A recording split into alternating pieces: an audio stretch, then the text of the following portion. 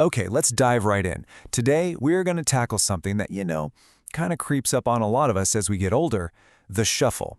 You know exactly what I'm talking about, right? That little drag of the feet. But here's the thing. It is not some destiny you just have to accept. It's a physical issue, which means it has a physical solution. So, just between us, have you noticed this in your own walk? Maybe you hear your shoes scuffing the ground a bit more, or perhaps you've seen it in a loved one? It is so common, and it's often one of the very first signs that our gait, the way we walk, is starting to change. Now, the really interesting part is why this happens. And this quote from our source material just hits the nail on the head. See, it's not about being lazy. It's a literal signal from your body that certain muscles, particularly in your hips, are losing some of their strength. And when they get weaker, they just can't do their main job, which is lifting your legs up properly. And that really gets us to the heart of it. Shuffling isn't just a bad habit you picked up. It's a question of biomechanics, pure and simple. There are basically two root causes for why it happens. And the great thing is, once we know what they are, we can target them directly.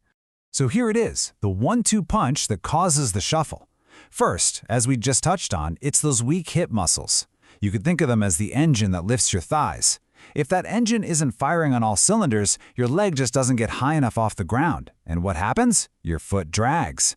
But that's only half the story. The second problem is poor ankle mobility. I mean, even if your hip does lift your leg, your foot still has to flex upward to clear the ground. If your ankle is stiff and can't do that, the front of your foot just droops and, well, scuffs right along the floor. Okay, but this is my favorite part.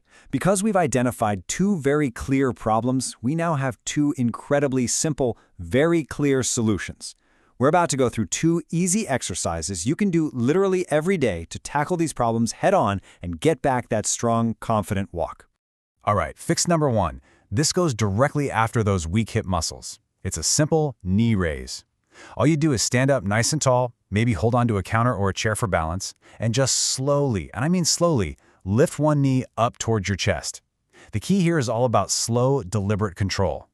Hold it for just a second at the top, and then lower it back down with that same control.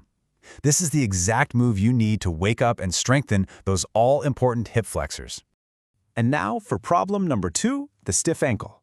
For this, we've got toe taps. And get this, you can do them sitting down. Just sit in a chair, feet flat on the floor.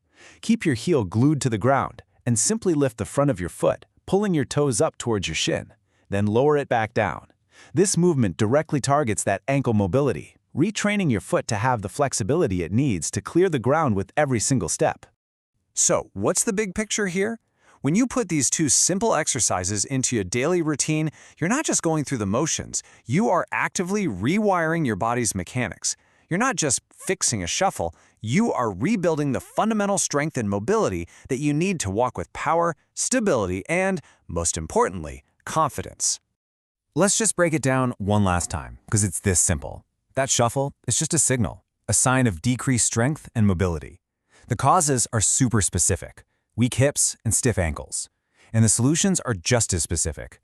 Knee raises for the hips, toe taps for the ankles. The result is what this is all about.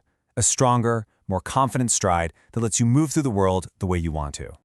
It honestly doesn't get much more straightforward than that. We're not talking about some crazy, intense workout program. We're talking about a few minutes a day with small, powerful movements that can have a huge impact on your quality of life. So really, the only question left is, are you ready to take that first step?